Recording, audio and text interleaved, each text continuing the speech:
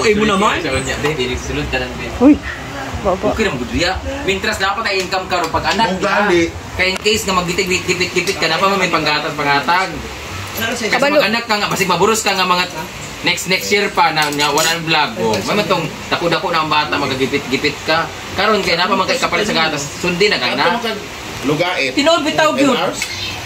Guys, gusto ni madam na mag-ano ko. Isa lang kabuok yun, dugang duwi kasi diday dyan sa tinood lang. Wala gi. Dili ginit. Ikaw ganan ka, ikaw na isa anak? Ayan na, ako na naman magsasalita. Ikaw, diba sabi ko sa'yo, gusto ko din ikaw magkaanak ka. Kahit isang anak lang kasi sa sobrang dami. Ma'am, hindi lang isang gusto ko. Sa sobrang laki ng farm mo.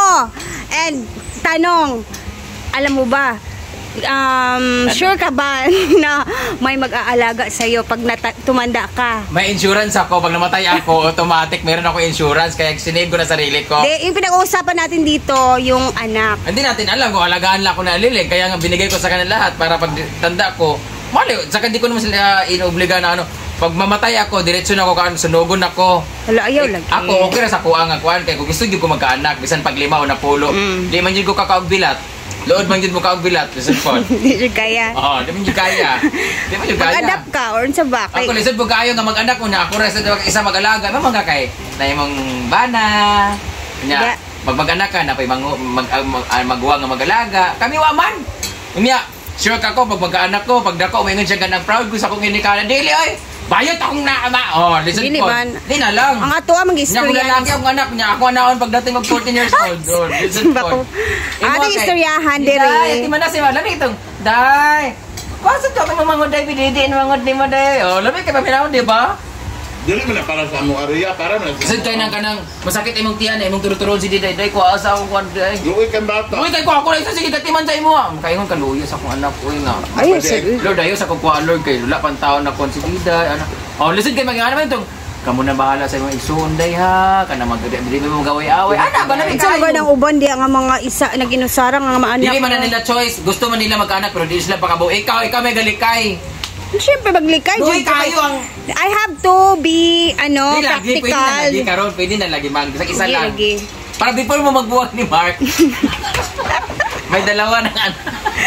Panganot sa isang uloy kayo kawawa nila, guys. Dagdagan ko si Diday, guys.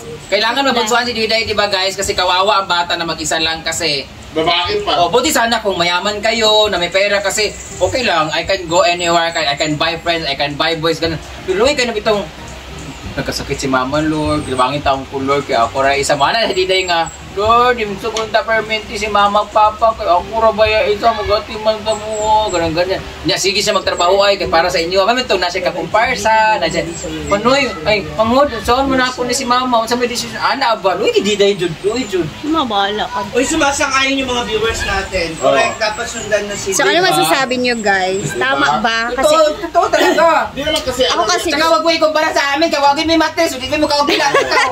Pagkakitay ka nga na. Diba tayo na imong partner nga lalaki man na. Oo, di ba? Ayaw, una-una ang gatas, ang pagpa-eskwela kang magawan lahat ng paraan. Nagagawan nga yung mga bisyo na alak-alak ng mga na yan. Kami nga, nakakabili nga kami ng Pag andyan na magagawa ng paraan kaysa maglikay ka kay kawawa, Jude, kawawa talaga. Ikaw mismo makakapil niyan. Sana binigyan ko ng kahit bunso si Diday, kahit isa man lang kapatid kasi siya talaga magsagubang sa inyo tanan. Di man permenti ka healthy. Mag-suffer magud ang bata yan kay siya ra usa. Oo. dili lagi about sa bata. Hindi nga, yun. Kung inaalala mo yung pag-aalaga o pagbibili ng gatas, magagawa ng paraan. Kaya nga, gagawin ko ng paraan para okay yung paglaki. Ayaw may pagsasiya kung ayaw panawag sa ako, magkakuan ka ha?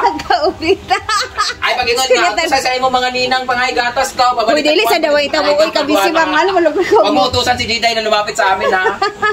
Grabe, naman Ang sa inyo, Diday number 2 na. Oo, kasi hindi, magkuha ka ang anak, lalaki, Didong pangalan. Ay, kalibog, aning kalibutan na. Una-una ba kami gusto namin magkaanak kahit isa pero hindi mangyayari. Pero ikaw andyan na. Kaya nga, di ba may isa na. Basta wag naman yung nabuntis lang na hindi mo sinasadya. Gawin mo because gusto ko nga it's a planuhin blessing. ko siya. Tsaka na pag... Hindi mo pinaplano. Likay-likay kay ka. Ingon ka sa lubot kay ka magpa-journey kay Mark. Kayo, bisig maburos ka. Uy, isa mo na nga. Magawa ka talaga ng paraan. Sige na guys, move on tayo sa next natin na I-try na siya. Uy, kabalo mo, giuna-una naman na. Dalawa na to si Ma'am Sheo, dalawa na sila pero mura na siyang isa kay ano. At least ba, nakay choices yung mga anak kan. May mutabang, may dili, may dedma. Anak bitaw. Kaya nga doon, magkasakit man din lahat ng mga parents. Kaya kawawa ang anak pa nga. Ako ba, manama mo na, mag-abroad ko, magtrabaho ko. Kung magtrabaho na si Diday, kasi atiman sa imuha. Wala may tawagan nga, kumusta man si Mama Dia, ana. Wala, kung tawagan niya, wala. Ilagay mo yung sarili mo kay Diday. Ilagay mo yung pwesto mo kay Diday. Diba? Manarbaho si Diday, kasi siya yung panganay para sa inyo. Tapos, kamusta ka man? Nak, nagkasakit ko. Ha? Ang polio naman si Diday, gikan sa abroad na magtrabaho. Dapat, mangod ka nang guti mo na sa si Mama Dia. Maganda yung podcast. Luwi si Diday. Luwi kayo si Diday. Luwi kay Day. Kung alam mo lang Day. Pero ako bitaw mang, kanirang ako i-share ha. Kanang sa mo magsuon, murag wala na kay ko nagniningkamot ako sa akong self. Dili na kay ko mo depend sa akong igsuon. Pero kung mulakaw ka if ever, kabalo siya nga nay kagaya niyan. Oh, kung ikaw, kasi mag-atiman be. Ikaw imong mga kuya, manlakaw sila, aman ang iyang mga anak sa imo kay na may igsuon. Ikaw, kung may anak si Diday, aman na ibilin kung mga anak si Diday, awa sa igsuon. Sige nga, kung manarbaho si Diday, in kaso maminyo si Diday, manarbaho glayo na nasi anak, aman na ibilin be sa imo. Aman lugar. Yung kay tiguan. Wala na kung ikaw si tata o si tata, ibilin mga apo. Kakapoy aman ni. Ganaan dyan ko kay Rhea, kay ang anak ni Binhor, o anak ni Mimi, kay atimanan po ni Rhea Apil, kaya may na lang ka naibuutan ng igsoon. May na lang unta. Basta naibuutan ng igsoon ni Diday. Ay, lagi tama na. Ano lagi? Tinodjud namang. Aman ibilin ni Diday yung mga anak. Sa kuha. Oo, ikaw lugar. Para kay tata ang lugar, nga na, tiguang na. O na, time po nga dili nga always. Ani, lagi. Kung gani nga, always yun na may tabo, Jud. I-prepare daan. Naway mo mga maguwang o asan nila, pasalamat sila nga naa sila manghud nga Rhea Pilingera. Kaya nagatiman sa pagmamangkon. O siya, unsa may saligan niya. Oh, di ba? Oh, si Caridad Caridad in kaso magipit-gipit, pasalamat sa nga naa say manghud nga langgong na ako. Kaya in kaso, mo man kabalo ko madato pas Diday. In kaso pobre iyang maminyuan, at siya manghud basin dato day madapigan niya ba. In kaso magkasakit siya, wala na mo, wala siya maduulan. Magkasiganan kasi Diday ugma magutang-utang sa dili niya igunsa kay wa siya gagadapigan kaya wala siya igsuon. Kung mamatay man jud ka, mamatay man gid ta, wala na mga ninong niya. Aman padulong si Diday, kinsa may duulan niya nga wa siya igsuon. Sakit kaayo nga si Luwi kaayo. Ay, lagi. Luwi kaayo dito. Rapid kinamatay na magkato kasi rainbow. Luwi pa 10 minutes lang. Tama na. So ayun na guys, comment down kung ano masasabi niyo. Mga suggestions. Ay, ewan ko sa mga tao. But Ray is just being practical. Kasi, yes, naging practical. Pero kasi sa ngayon, sa sitwasyon, kasi mahirap ng buhay. Pero bakit? Pinano mo ba si Diday mabuntis? Oo. Pinano mo yan? Yes. Kasi nasa point na ako sa life ko noong time na yun na gusto ko na ng anak kahit walang ano. Pwesto, alam mo, sana hindi mo na lang sinilang si Diday kung mahirapan lang din siya magkasama. Correct. Tama. Ako tama. Kanang kasi Diday, sige lang tanaw sa baby. Oh, baby. Ganun. Ay, ako na lang ipamingi si Diday sa'yo. Para na siya kaman. Para na siya anak. Oh, bako.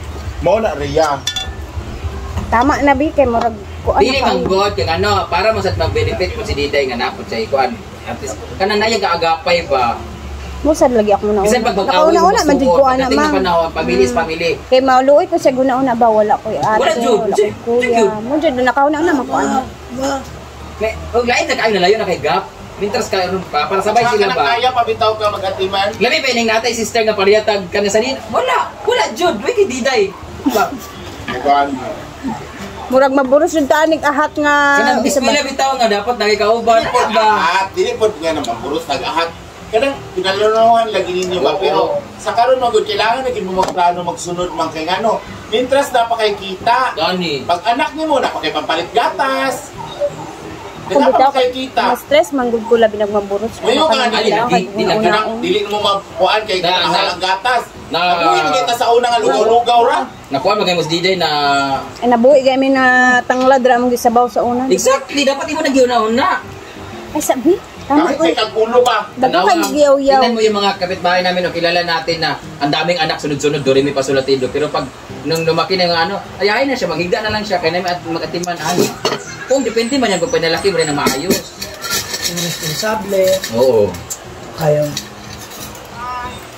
Kaya ako, kung wala akong kapatid, sino mag-aalaga kay mama? Sino sasabihan ko na i-check si mama, ana-ana, o yun din ako. So kailangan ko isakripisyo, uwi ako para bandayin si mama. Mas maganda may kapatid ka, matawagan, kasi atiman nun. Diday lagi, una-una, Diday mag-abroad o magtrabaho at layo. Siyempre na aman magtrabaho, paburikat mo na niya sa saan, gamay ra income. So magtrabaho na sa abroad.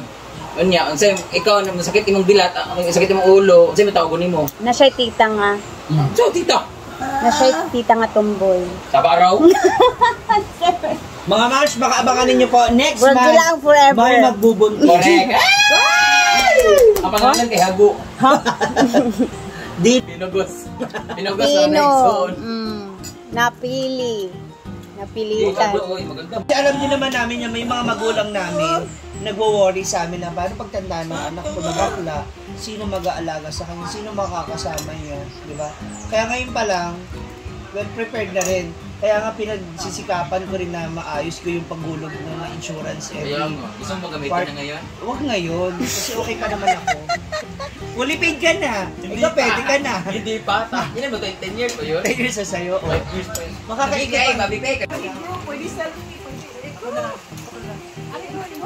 Pilay ba? Ready na po sila. Aalis na naman sila. Mga Rocketera for today. Sa naawa na naman sila.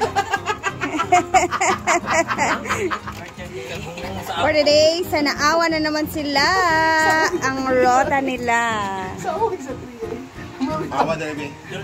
Tingnan na si Kwan. Kuha pa man jud ka hamis kay ka diri sa akong camera. Diday nga manghuran. Si Kwan. Ang totoy.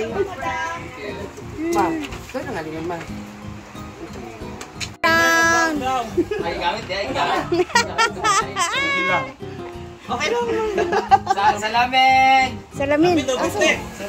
Mahiwagang salamin!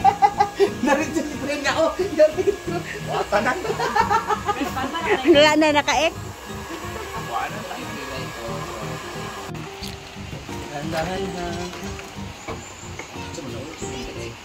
Kasira. Kasi niligay ko lang po. Ay, kulambo. Naya lang Ford kaya hindi dayon na. Kasi maliit ang ginamit kasi pwede ma-expand.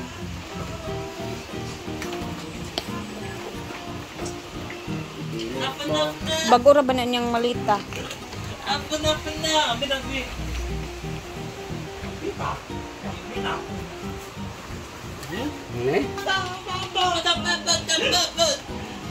Oh.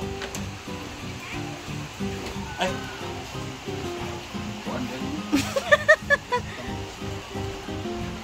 Nakakausap.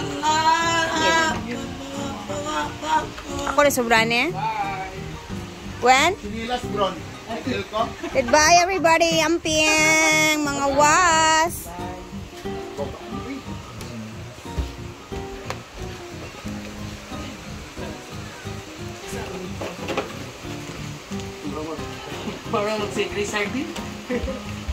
Bye kang. Mga hulog ng imong bag ba. Mga habwa. Wala ah. Ay mo na. Saman ka ba ka? Kaya mo good mo eh. Bye bye.